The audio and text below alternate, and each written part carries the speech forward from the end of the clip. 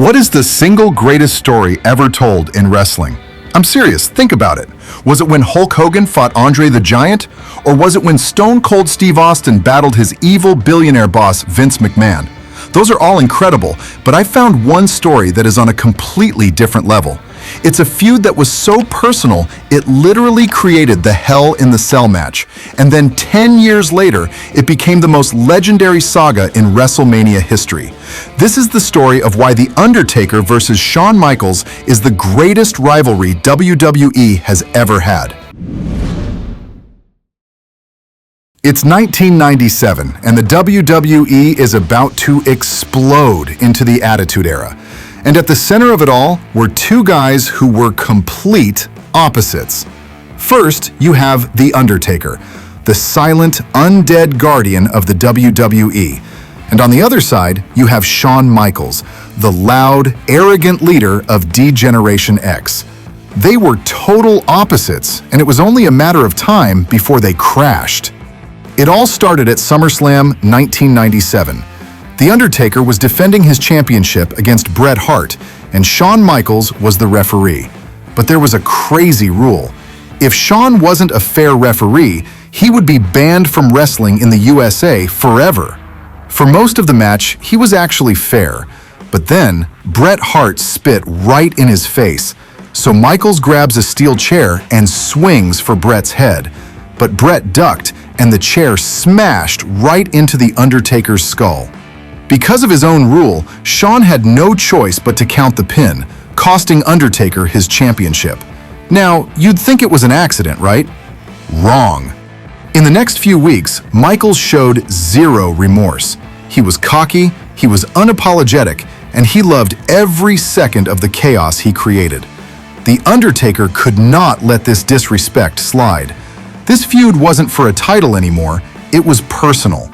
Their first huge match was at Ground Zero in your house. The match was an insane brawl that went all over the arena. It ended with no winner, which solved nothing and only made them hate each other more. A normal ring could not hold these two. To settle this, they needed something new, something built for pure punishment with absolutely no escape. They needed to go to hell. At Bad Blood on October 5th, 1997, history was made. A giant roofed steel cage, the first Hell in a Cell ever, was lowered over the ring. For almost 30 minutes, The Undertaker delivered an absolutely brutal beatdown. He destroyed Shawn Michaels, throwing him into the steel walls and stomping his head on the steps. It was punishment that would have ended anyone else's career. Michaels was a bloody mess, but he just would not give up. It looked like it was over when Undertaker set him up for the Tombstone Piledriver, and then the lights went out. This crazy organ music starts playing and the entranceway glows red. A 7-foot monster walks to the ring with Paul Bearer. It was Kane, Undertaker's long-lost brother who everyone thought was dead. In a moment of pure shock, Kane ripped the cell door off, got in the ring, and stared down his own brother. He made fire shoot from the ring posts and then hit The Undertaker with a Tombstone Piledriver. A barely conscious Shawn Michaels crawled over, threw an arm on Undertaker, and stole the victory. He survived hell, but only because his opponent's own personal hell was just beginning. This part of the feud ended at the 1998 Royal Rumble in a casket match. During the match, Michaels took this insane bump, getting thrown over the top rope and landing with his entire back on the edge of the casket. It's crazy, but he somehow finished the match, and he only won because Kane interfered again. But the damage was done. After losing his title to Steve Austin at WrestleMania 14, Shawn Michaels was forced to retire. A crazy rivalry had come to a shocking and tragic end.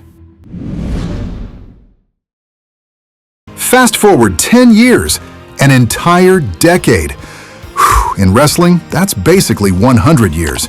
The Undertaker was now a living legend with an undefeated streak at WrestleMania that was basically sacred. And Shawn Michaels? He had done the impossible and returned in 2002 from an injury that should have ended his career. He was a completely different person, But in the ring, he was so good, they called him Mr. WrestleMania. At the 2007 Royal Rumble, they were the last two guys in the ring, and the final minutes were so incredible that it gave fans a taste of what a match between them could be. 2 years later, at WrestleMania 25, it was finally happening. Shawn Michaels was going to challenge The Undertaker's 16-0 undefeated streak. The build-up was an epic battle of mind games, light versus darkness, a saint trying to slay a demon for wrestling immortality. What happened next is considered by many to be the greatest match in WrestleMania history. For over 30 minutes, they put on an absolute masterclass. They countered every single one of each other's biggest moves. In a terrifying moment, Undertaker jumped over the top rope, but Shawn pulled a cameraman in the way, causing Undertaker to have a horrifying crash landing. The near countout had the entire stadium on its feet. They hit each other with their finishers, and both of them kept kicking out at the last possible second. Michaels survived a last ride and a tombstone. Undertaker survived 2 sweet chin musics. Finally, as Michaels went for a moonsault, The Undertaker caught him in mid-air, hit a second tombstone, and made the streak 17-0. For Undertaker, it was just another victory. But for Shawn, it turned into a complete obsession. Months later, he admitted that he felt like he lost a part of his soul. He challenged The Undertaker to a rematch at WrestleMania 26.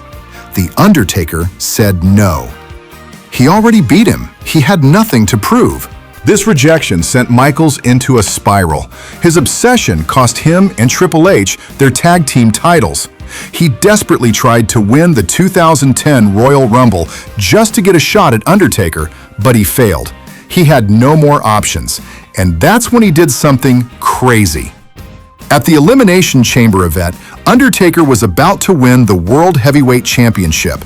Just as he was setting up the tombstone, a grate on the floor was ripped open, and Shawn Michaels literally breaks into the chamber from under the ring. He hit Undertaker with one perfect sweet chin music and cost him the title. Shawn just stood over his rival. He had forced The Undertaker's hand. A furious Undertaker finally agreed to the rematch, but there was one huge condition. If Michaels wanted another shot, he had to put his entire career on the line. Streak versus career. There was no other way this could end. At WrestleMania 26, the energy was unbelievable. This wasn't about hate anymore, it was about respect. They threw everything they had at each other. Undertaker hit a tombstone on the floor, but Michaels still kicked out. Michaels fought with every last bit of energy he had, but it wasn't enough. In the final moments, he's completely beaten, but he uses The Undertaker's body to pull himself up. He looks Undertaker in the eye and slaps him across the face. In that one moment, Undertaker's face changed. He grabs Michaels, hoists him up for one final jumping tombstone that was less of an attack and more like an act of mercy, and ended the legendary career of Shawn Michaels.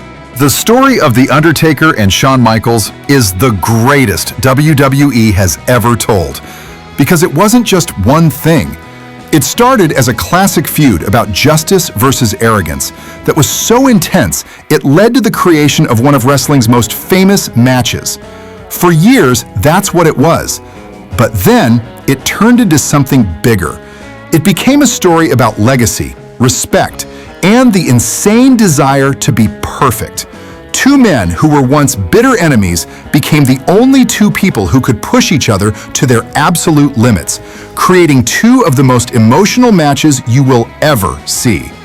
Their rivalry wasn't just a bunch of matches. It was one giant story with a clear beginning, a shocking middle, and the most perfect emotional ending you could imagine. It treated wrestling like art, and it told a story so epic it could rival any movie. And that is why it is, without a doubt, the greatest story ever told. What's your favorite moment from this rivalry? Was it Kane's debut? or that final slap at WrestleMania 26? Let me know in the comments below. And if you want more deep dives into wrestling's most insane stories, make sure you subscribe and ring that bell.